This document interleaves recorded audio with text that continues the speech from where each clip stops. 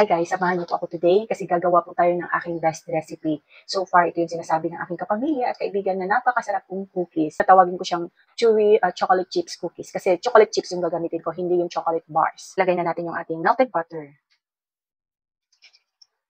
Next, ilalagay natin yung ating mixed na white sugar at brown sugar.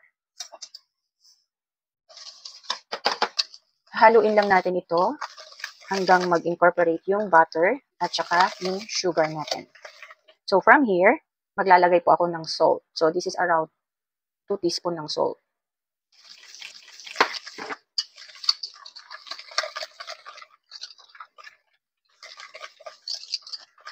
Dahil kinakamay ko po siya, so this will take time sa pagbibit, like mga couple of minutes. Pero kung meron kayong hand mixer, mas mapapadali. So ito yun guys, nag-incorporate na yung sugar at saka yung butter. So pwede na natin ilagay yung ating eggs, 2 eggs. So one at a time lang guys ha, huwag isabay.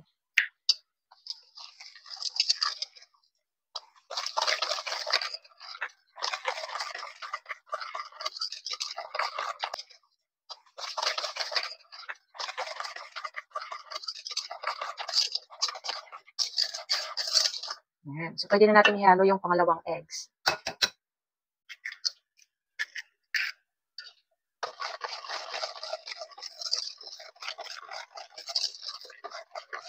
Then, maglalagay tayo ng vanilla, around a teaspoon. Eyeball lang. Yan.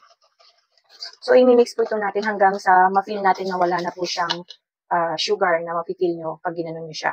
Malinis po yung kamay ko, guys, ha. I-scrape natin siya, ha, para yung mga granulated sugar sa gilid ay ma-mix, masamang ma-mix natin. So, ngayon, medyo dark brown pa. Mamaya makikita nyo magla-lighten up yung kulay.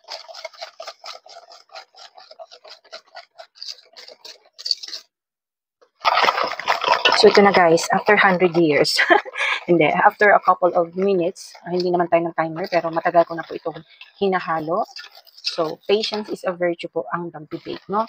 So, wag po kayong magtitigil sa paghahalo hanggat hindi po nararating ang ganitong consistency at ganitong kulay. Yung nagla-lighten up na po yung ating mixture. Alright, so this is it, pansit. Okay na to. Ilalagay ko na po yung ating dry ingredients. At yung baking soda, ihalo pala natin to. Ayan. So, diretso na. At first, whisk muna yung ginagamit ko.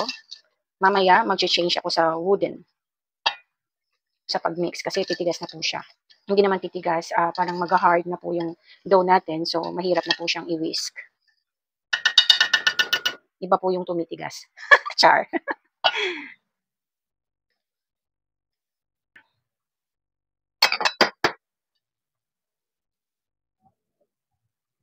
Ganyan lang. Huwag yung bilisan yung paghalo kasi mag-i-spread everywhere yung flour. Kaya din, pag maggamit kayo ng stand mixer, huwag niyo pong papabilisan. 1 speed lang muna. Yan. So, nag-incorporate na siya. Medyo tumitigas na or nag-harden na yung ating dough.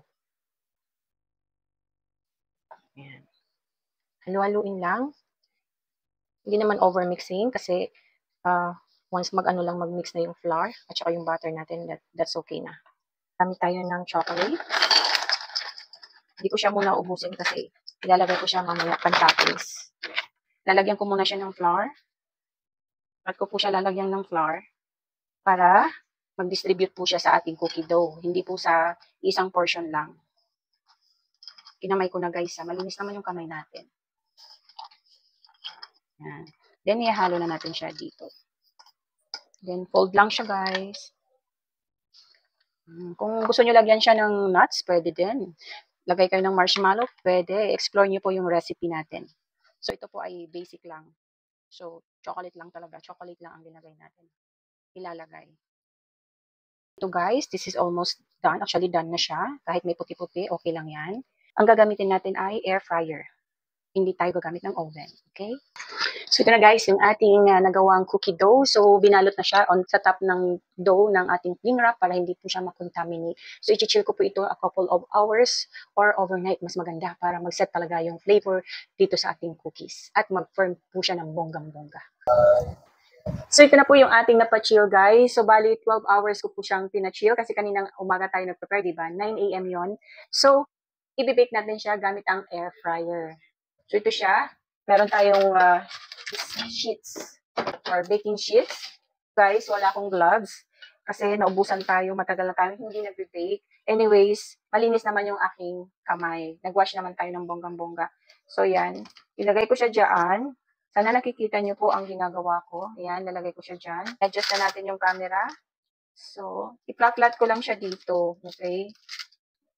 So, yung ginamit natin pang cover sa cookies, yan na lang ang ating gagamitin para wala tayong gloves eh.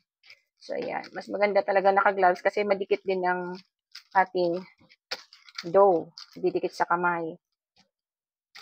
Diba? Diskarte-diskarte lang yan. Actually, nagawa ko na to doon sa bahay ng parents ko. Kasi nag-request yung aking pamangkin na si Las na gumawa ako ng cookies. Ayun. Sige, ganyan-ganyan lang natin. So, hindi ko alam kung ilang timbang ito. Kasi, pangkain lang. Para lang to sa anak ko pang baon niya. Pag alis niya. O, diba? Yan. O. Lang ko lang siya ng konting chocolate dyan sa top. So, wala lang. Para chocolatey talaga siya, diba?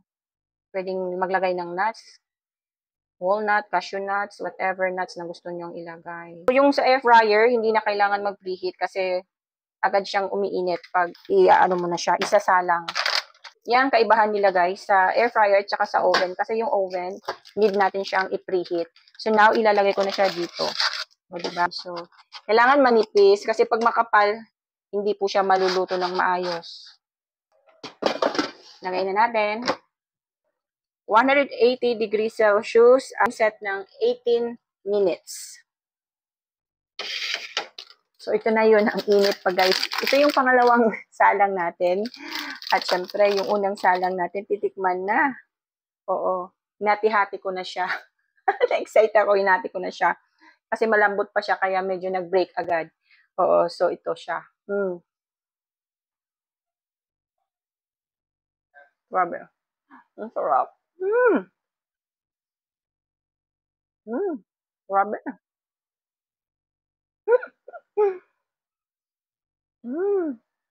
Sarap to is deep sa gatas. The best. Saka lang, air fryer. Di ba? Ito na siya guys, nakagawa po tayo ng 7 pieces na malalaking cookies pero hindi ko ito natimbang ha kasi for consumption lang naman. And of course, hindi ko po ito i-recommend kung gagamitin nyo yung recipe for business, wag ko kayo gumamit ng air fryer.